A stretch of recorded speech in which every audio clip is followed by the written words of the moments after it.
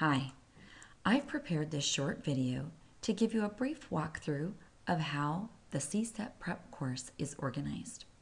Students will enter the course in a subset area. In this case, we're looking at reading, language, and literature.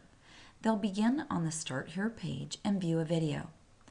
There'll be some additional information about the CSET program and the testing.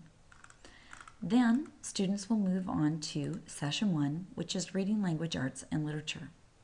There, they'll be given the instructions to begin by taking a pretest.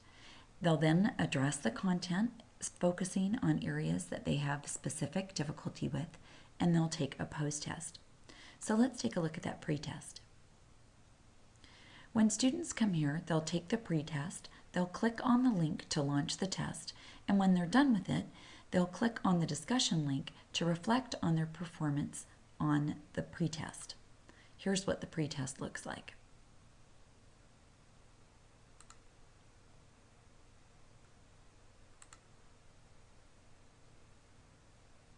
You can see in this section, each question is indicated with a multiple choice answer.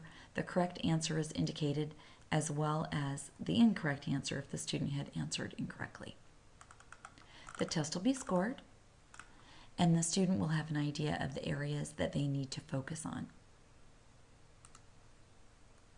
In the content section, there's a variety of information broken up into different topic areas. So, for example, in Reading, Language, and Literature, it's broken up into language linguistics, non-written and written communication, and finally text.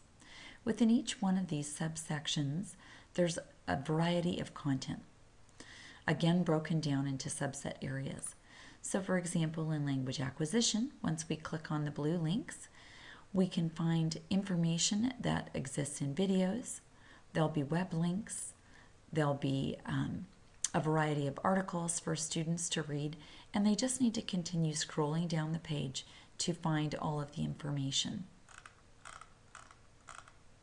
Once again, after the student has worked through the content areas, focusing on areas of greatest need, then they'll take the post-test.